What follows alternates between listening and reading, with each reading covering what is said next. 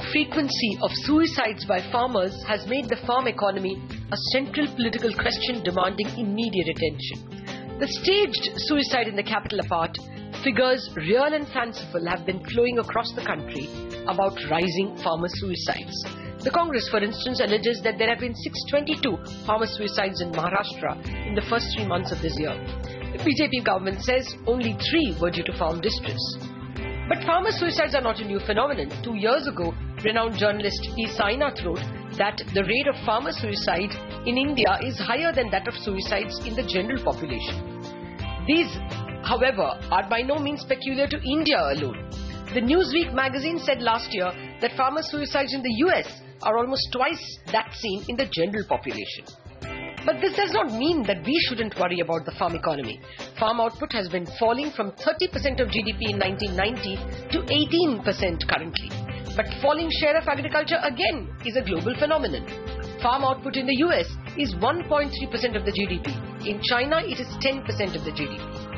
India's problem is unique in that while output from farms are falling, the percentage of India's population that's dependent on agriculture is falling much more slowly, from around 60% in 1990 to 56% in 2001 and 54% in 2011. Traditionally, the problem of farm distress has been answered by throwing more money at it.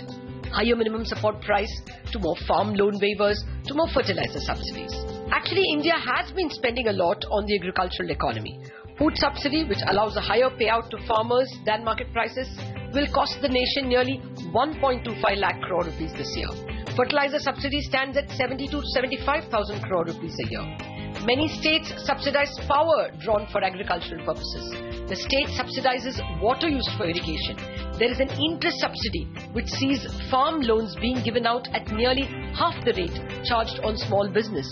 And to top it all, agricultural income is tax-free. Despite spending about 3 lakh crore rupees directly and indirectly on agriculture every year, farm productivity is not rising. This gives rise to a flurry of questions. Should spending patterns be skewed towards agri-insurance and investment rather than on higher minimum support prices and subsidies? And more importantly, should bigger evils like higher fiscal deficit and inflation be ignored in the face of a farm crisis? Well, those are the questions that we will try to answer. There is undoubtedly distress in the farming community, but is the answer to raise minimum support prices and subsidies? We have curtailed subsidies and MSPs over the last 3 years with great difficulty to bring down inflation. Should we reverse this process in solving farm distress? Can we ignore bigger evils like fiscal deficit and inflation? Those are some of the questions we want to answer, and joining me to answer them are Dr. Ashok Gulati, former chairman of the Agricultural Prices Commission, Vijay Mahajan, chairman of the microfinance company Basics, someone who knows the farming community very well, and Sajid Chinoy, chief economist at JP Morgan. Gentlemen, welcome. Well, let me start with you, Dr. Mahajan, first, since you are so intimately connected with the farming community, with rural India for such a long time. Is there a sudden increase actually in farm distress? And if there is, what is the reason? No, there has actually been a what I would call a creeping increase in distress every year. In an occasional year when there is very good monsoon, that year there is less distress, and when there is a bad monsoon, the distress gets aggravated in that year. But the overall trend is increasing distress. And the reasons for that are twofold. One is that the extent of agricultural land per family, per household, has steadily been coming down. Now almost 80% of India's farmers are either small or marginal. That means they don't even have 2.5 acres of land if they're marginal farmers. And so even if the land is very productive, you can't produce enough to feed yourself round the year. But the second reason is that our groundwater is drying up, our canals have silted up, our electricity situation everybody knows, seeds and chemicals which are available in the market are often spurious. Extension services are pretty much broken down. So due to this, the support systems which were put in place for intensive agriculture, you know, in the late 60s when we ushered in the so-called Green Revolution, those support systems are totally broken down, and even if they exist, they don't reach the 80% of small and marginal farmers. So according to you then, what are the answers to actually basically your clientele, the large number of large farmers? Is it increasing minimum support prices and fertilizer subsidies, or is it something else that is needed? Oh, not at all. No, in fact, I would say that by you know, offering subsidies on various things like fertilizers, water, electricity, credit, what has happened is that the proud and self-reliant Indian farmer has actually been, you know, made into someone who's constantly expecting some doles. Over the last 40, 50 years, you know, instead of becoming self-reliant, our farmer has become somebody who expects doles, you know, in the form of subsidies. Even the biggest farmers, they want, at the end of getting subsidized water, subsidized electricity, subsidized fertilizers, they want also a subsidy on the MSP side. So that is a wrong path, and it's best if we abandon that. But that doesn't mean that we need to abandon helping farmers. We have to help them in a different way, which is to help them enhance their productivity and also help those who are way below viable land size to actually exit farming, even though, you know, right now it's very hard for people who are traditional farmers to exit farming and find other professions. But if you go by the results of the National Sample Survey 2004, 40% of the farmers at that time had said if they could, they would quit farming. Okay. We'll come back to you, Dr. Mahajan, with more. But Dr. Gulati, I mean, you have handled, you know, farm prices and the farm economy and studied it so closely. According to you, would you agree with Dr. Mahajan that this is a slow creeping distress? It is not a sudden increase. Why is it front page news now? You know, the front page news today is primarily because of high volatility that has come through the weather risk. You had a bad Kharif, you had unseasonal rains in Rabi, and now we are saying that the next monsoon may also not be normal. So this has created a lot of uncertainty into the situation. And what people are not realizing, this year also there is a double whammy. The prices started collapsing. The international prices were down, because of which our exports of cotton, corn, wheat, all are down, and that was a backwater flow in the domestic prices. Now, as a consumer, you would feel very happy that the inflation has come down. But as a producer, their prices have collapsed, agri prices, by 25 to 30%. And many others like potatoes, you look at what is happening in West Bengal.